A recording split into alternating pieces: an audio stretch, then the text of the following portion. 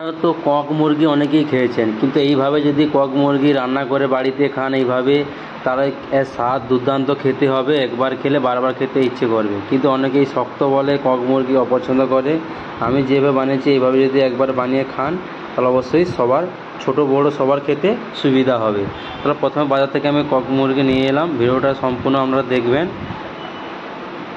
আপনারা দেখছেন তাপস মন্ত্রী রান্নাঘর। বাইরে আমার নাম তাপস মন্ত্রী। আজকের রেসিপি কক মুরগি কীভাবে রান্না করছি আমি। প্রথমে বাজার থেকে কক মুরগি নিয়ে এসে আমি গরম জলের মধ্যে দিয়ে দিয়েছি। দেওয়ার পর এখানে আমি জলের মধ্যে তেজপাতা এবং লবণ, হলুদ আমি অ্যাড করে দিয়েছি। দিয়ে মাংসটাকে সেদ্ধ করে নিয়েছি। অনেকে কিন্তু এই মুরগি মাংস শক্তের ভয়ে খেতে চাচ্ছে না, যেমন বাচ্চারা খেতে খুব অসুবিধা হয়। এইভাবে যদি এইভাবে রান্না করে খাবেন, ছোট বড় সবারই খেতে খুব ভালো হবে, কারো অসুবিধা হবে না। দেখো, ভালো করে মাংসটা সিদ্ধ করে ছেঁকে তুলে নিতে হবে। তারপর একটা মিক্সির মধ্যে মশলা আটতে হবে, মিক্সিং করতে হবে।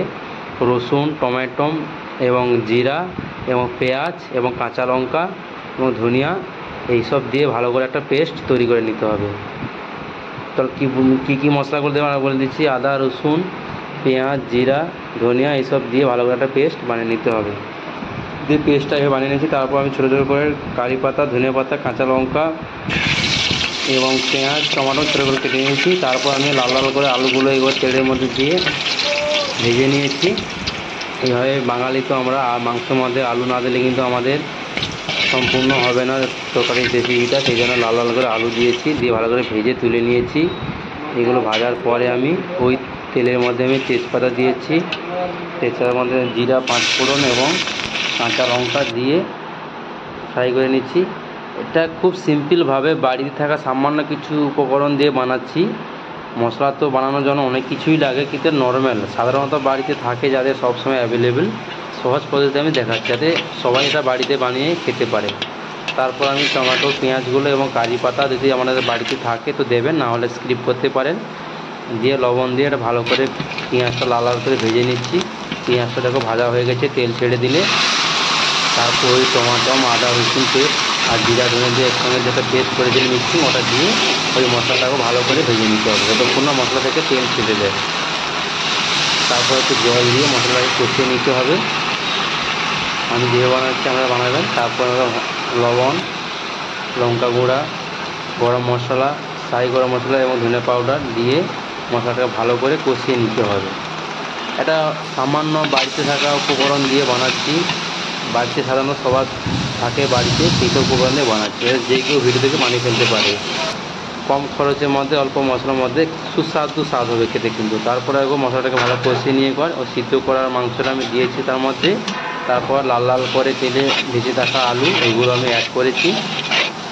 অ্যাড করার পরে আমি ভালো করে ওগুলো কষিয়ে নিয়েছি। কষিয়ে দেওয়ার পর আমি গরম জল দিয়ে দেবো। একটু ভালো করে কষিয়ে নিচ্ছি। মশলা একবারে কড়া থেকে ছেড়ে দিয়েছি, যতক্ষণ ভালোভাবে মশলাটা ভেজে নিতে হবে। তারপর গরম জল আমি এখানে দিয়েছি। একটু বেশি করে জল দিয়ে ফুটিয়ে খুব ভালো হয়। তারপর আমি এখানে জল দেওয়ার পর আমি ধনে পাতা কুচি দিয়েছি। তারপর আমি চিকেন মশলা 5 টাকা প্যাকেট, 500 গ্রাম মাংসের জন্য এটা পারফেক্ট হবে, আমি দিয়ে দিয়েছি। তারপর এটাকে হালকা ফ্লেমে সিদ্ধ করতে হবে ভালো করে ঢাকা দিয়ে। রেসিপি যদি ভালো লাগে আপনাদের বন্ধুর মাধ্যমে শেয়ার করবেন। আরও এরকম নিত্য নতুন রেসিপি দেখতে চাইলে চ্যানেলটিকে আপনারা সাবস্ক্রাইব করে পাশে থাকবেন। আপনারা আমার ভিডিও দেখছেন মানে আপনাদের সময় নষ্ট হবে না। 100% গ্যারান্টি সহকারে এই পদ্ধতিতে বানিয়ে ফেলতে পারবেন কক মুরগির রেসিপি। এই মুরগি শক্তের জন্য অনেকেই খেতে পছন্দ করে না, কিন্তু এইভাবে বানিয়ে খেলে ছোট বড় সবাই খেতে পারবেন। দেখো কী সুন্দর রেসিপিটা হয়েছে। গরম গরম মাংস, তার সঙ্গে আমি গন্ধরাজ লেবু নিয়েছি। হাতের মধ্যে আলুটা কী সুন্দর সফট হয়েছে। ওয়াও বন্ধুরা, কী সুন্দর একটা খুশবু গন্ধ এসেছে। তারপর মাংসটা কী সুন্দর নরম হয়েছে দেখতে পাচ্ছ। তাও গরম ভাতের সঙ্গে মাখিয়ে খেয়ে নিতে হবে। ওয়াও, খুব সুন্দর হয়েছে। আপনারা অবশ্যই একবার বানিয়ে খাবেন। কেমন হয়েছে অবশ্যই জানাতে ভুলবেন না।